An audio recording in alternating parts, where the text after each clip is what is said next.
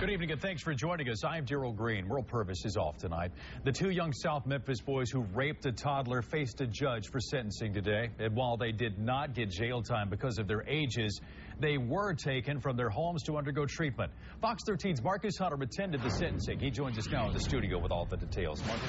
Yeah, Gerald, the mother of the 7-year-old broke down into tears in the courtroom when she was told by a judge that she could not take her son back home with her. The kids who committed the crime, 9 and 7 years old. Their victim, only 2. The prosecuting attorney, Chris LaRoe, told me today that he wanted help for the 2 young men because he believes that they are also victims of a crime. Now, I also talked to a psychologist today, and she told me that, when children this young act out in the manner that these 2 young men act out, is normally something that they learned maybe possibly in the home, or also something that they learned by watching TV. Maybe a relative or even a neighbor could have taught them something like this. And now, this is a case that is not uncommon in today's society. One thing that we do know that this is becoming more and more, it's happening more and more often, and children are learning things from a lot of adults that they probably should not be learning, and it's up to the parents to make sure that the things that they teach their children are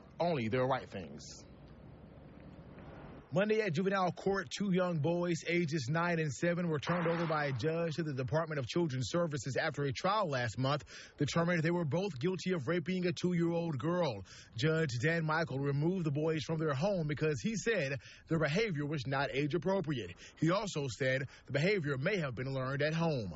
She came to court with her 7-year-old, and she's going home without him. So I'm not sure there's anything I can say other than that. It's very, very emotional. Samuel Jones represents the 7-year-old. He admits his client could benefit from getting help, but believes taking the 7-year-old out of his home with his mother is not the answer. But this sort of thing is something that we see from time to time in our society, and all of the professionals involved are challenged by it. And I think they are trying to make the best decision that they can. Psychologist Dr. Charlotte Freeman has worked with children for more than 15 years. She says it's not uncommon for young children to be curious about their body and the body of others. As children grow, they may encounter and engage in sexual play. But as they get older, when we look at children who have an age gap of more than 5 years, then we start to consider other issues in terms of what they've been exposed to, maybe have they been perpetrated on. So children will have sexual play, but as they get older and the dynamic is different in terms of their age, then we start to consider other avenues.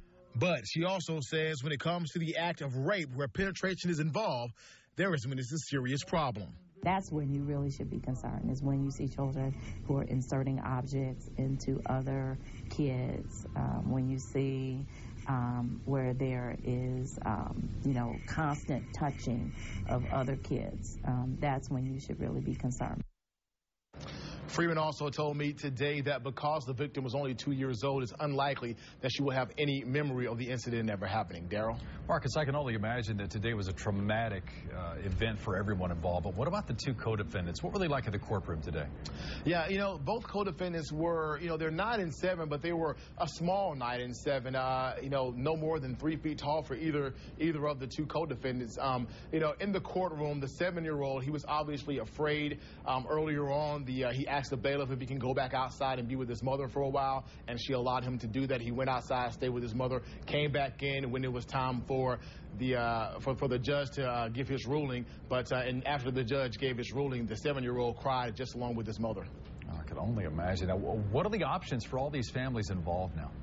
Well, right now, the families, they can ask for a new judge, and that judge can change the decision on the decision that was made today. I know before they even left the courtroom today, the mother of the 7-year-old, she stayed around juvenile court to fill out the paperwork to try to get a new trial and a new judge. All right, thank you. That's Fox 13's Marcus Hunter reporting. Thank you, Marcus.